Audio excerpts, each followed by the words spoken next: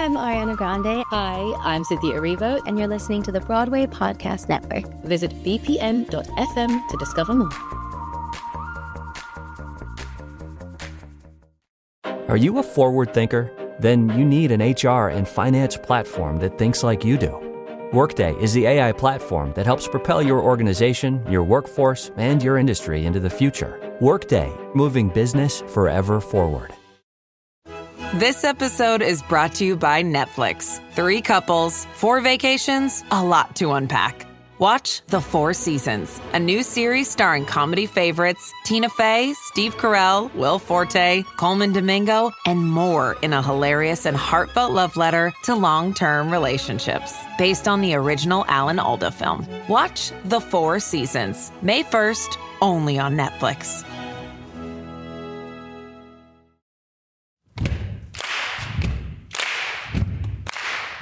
When I bump into something that inspires me, I dump it in my spark file.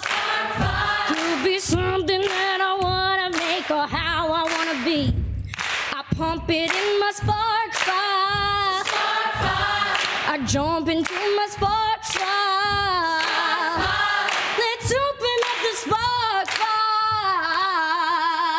Welcome to the Town Hall Spark Sessions. I'm Laura Camion. And I'm Susan Blackwell. We are creativity coaches at the Spark File, where we help people fear less and create more. As creatives ourselves, we are obsessed with one of the most dynamic cultural centers in New York City, the Town Hall. For over a century, the Town Hall has been a champion for artistry and advocacy, amplifying the voices of icons and emerging artists alike. And now the Spark File and the Town Hall have joined forces to elevate and celebrate artists who are gracing the stage at the Town Hall and using their creativity to fight for the powers of good. So without further ado, let's get into the Town Hall Spark Sessions.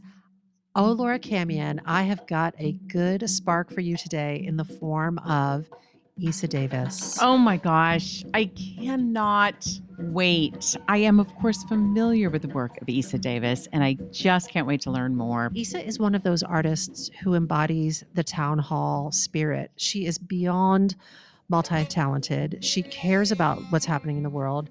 You may know her from her work on Broadway in Passing Strange. She was a finalist for the Pulitzer Prize for her play Bull Rusher. She's released multiple albums, including with Lin-Manuel Miranda, the Warriors concept album. And speaking of Lin-Manuel Miranda, folks might know her from the Town Hall 2025 Spring Shout honoring Lin. She's everywhere you want to be. Let's get into it with Eisa Davis. So excited that you have deigned to appear on the Town Hall Spark Session. Such a good word. Deign. I love that word. You have tailor-deigned to appear. I'm going to ask you 5 tight questions, but before I do, tell all of us, how do you identify creatively? Okay. Buckle up, everybody. I suppose I would call myself an artist, a multidisciplinary artist. I think that's probably the smoothest way to put it, because what I've been doing since I was 5 or 6 is making theater, writing it, performing in it, and also making music, performing and writing that, composing. So I do things now that are adjacent to that as well. So that means I'm working on television and film using these same skills. So it really seems like it's a whole lot of different things if, you catch me on a single day or on a single project. But in my own ecosystem, they're all intertwined. They all depend upon each other. I need performance in order to understand what it is that I need to write. I need the extroversion of performance in order to have the introversion of writing. I need that balance, and I actually feel a little bit off kilter right now because I haven't been in a play since a proper play, a musical. It was in 2019 of The Secret Life of Bees. That was the last time that I actually was in a full run. So I feel a little weird because I've been performing on film and on television and one-offs here and there, but yeah, I need all of these things to work in tandem in order for my artistic health to be maintained in equilibrium. I've never heard anybody articulate it in that way, but this idea of the writing serves my introversion, the performance serves my extroversion, so that you have this balanced ecosystem. Yes. All right, let's crack into these 5 questions. Okay, great. Tell us about what you're doing at Town Hall. Well, I love Town Hall, first of all. It's just such an incredible place, incredible institution. And I just think of so many of the beautiful events and performances that I've been to there. And this time we're honoring my dear friend, Lynn Manuel Miranda. I don't know how to put one sentence around this man, this entity, because, you know, he talk about someone who that's another multidisciplinary artist, I would say. Yes. And, you know, the work that he has done as a lyricist, as a dramatist, as a composer, as a philanthropist, as a performer, Yes. as a friend, as a community member, the way that he really is the mayor of Broadway. Yes. As a family member. I mean, I love how he is with his family, and it's just been really remarkable for me to I joke that he kind of sprinkled me with some fairy dust when he asked me to join him on making Warriors, because, you know, we all know him because he's so open and shares a lot. Yeah. But then, you know, to be able to literally kind of join neurons with him as we have gone through this process of writing, I mean, it has been a joy, a dream, like every possible accolade that I could give to him, I give to him, you know? So what we're doing at Town Hall is Kurt Crowley and Deanna Weiner are putting together this really beautiful evening that's honoring him and all of his work. And of course, we're going to include Warriors in that. So that's how I get to be part of the Fandango. I love this. The Spring Shout on May 19th. I'm very excited. I can't wait to see what you do on the stage that evening. And you just mentioned, again, this does not count towards your 5 questions, but is there an evening that you had at Town Hall that you still remember? Wow. Well, 3 things come to mind. One was going to the Penn World Voices Festival there and hearing an incredible panel of South American writers talking about how magical realism was a way to create the kinds of societies that they wanted to see. And that always stayed with me. I got to also honor my dear friend, the playwright Tanya Barfield, whom I've gotten to work with.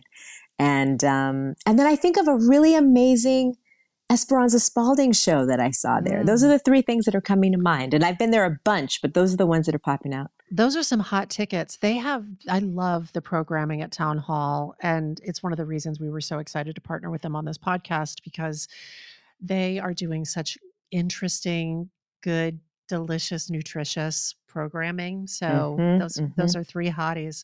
What is sparking your creativity right now? I think that creativity can be a remarkable form of resistance. And I am constantly thinking about how it is that the work that I make can continue to create a sense of fortitude, a sense of knowledge, both of ourselves internally and then also of the world that we're in. It's really, really crucial right now to have a kind of refuge there, because our First Amendment rights are under attack.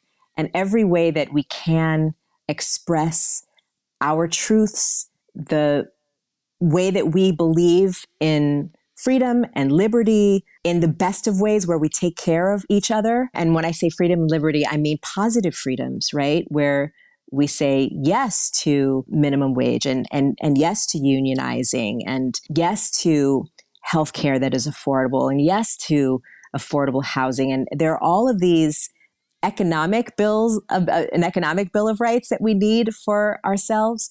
So it may seem in some ways that a piece that is about something that is very personal doesn't necessarily go into these political realms, but I believe that everything is political and that often we use our creativity in order to create spaces of rest, of contemplation.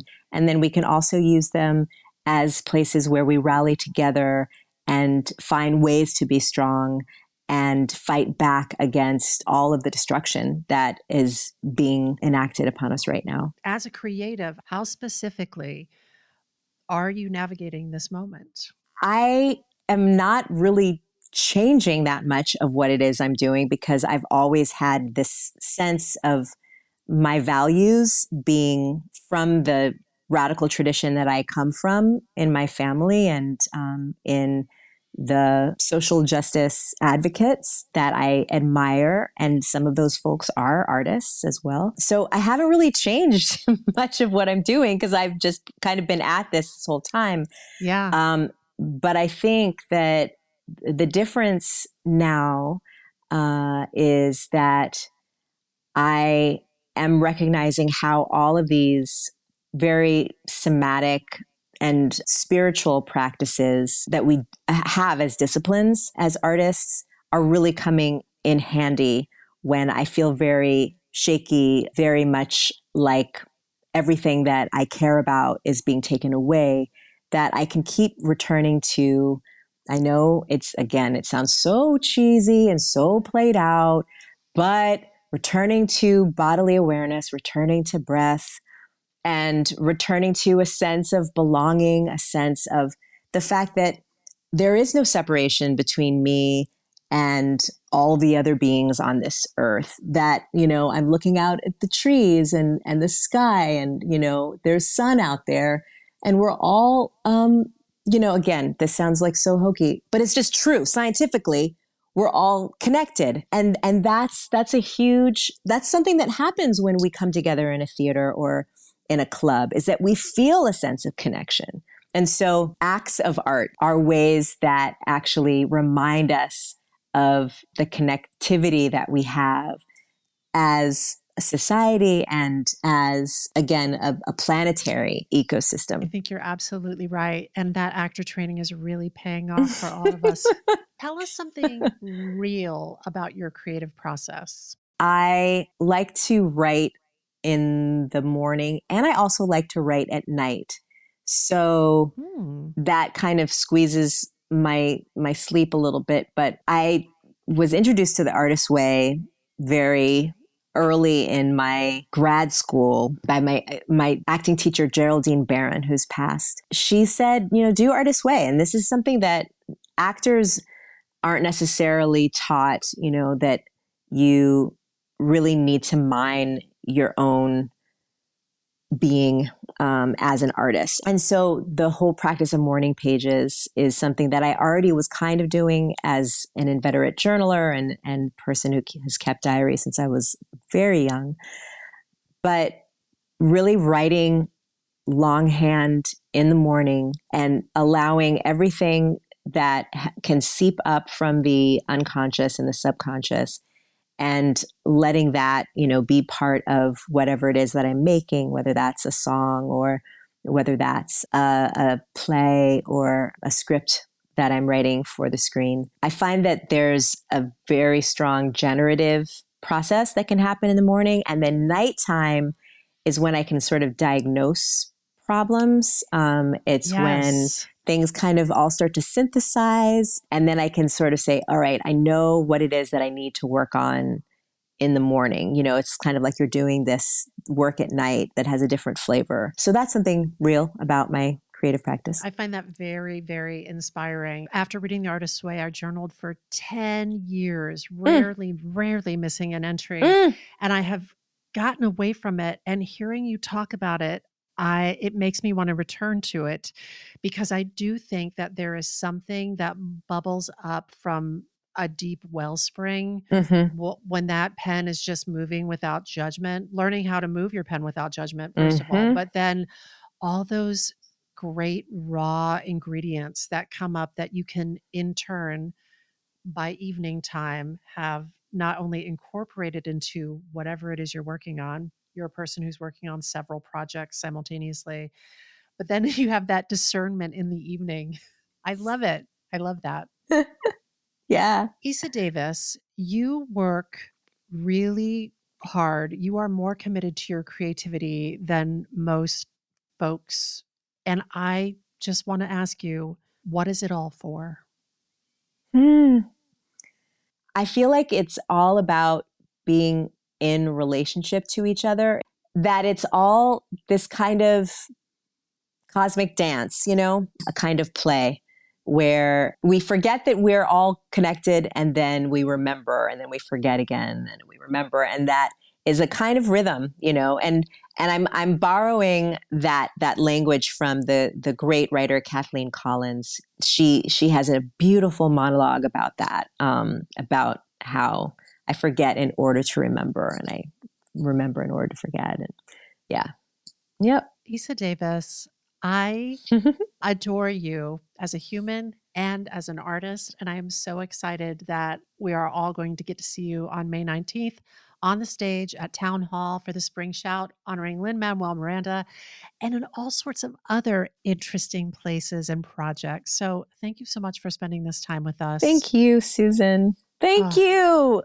You're the best. You are. Appreciate this so much. Thank you so much to our guest, Eisa Davis, for joining us for the Town Hall Spark Sessions. And thanks to the team at the Town Hall who make all of this possible. The Town Hall and this episode of the Town Hall Spark Sessions were made on the lands of the Lenape people. If you'd like to learn more about the SparkFile Creativity Coaching and how we can support you as you clarify and accomplish your creative goals, visit thesparkfile.com, and you can follow us on social at thesparkfile. To learn more about the Town Hall and their exciting upcoming events, go to thetownhall.org. Follow them at Town Hall NYC and visit them at 123 West 43rd Street in the heart of New York City. It's all happening at the Town Hall. And if something you heard inspires you to use your creativity for the powers of good, we are writing you a forever permission slip to make that thing that's been knocking at your door. It's your turn to take that spark and fan it into a flame. We're going to wrap the show with a time machine trip to Town Hall. This is the Town Hall Ensemble, recorded live at the Town Hall on October 22nd, 2017.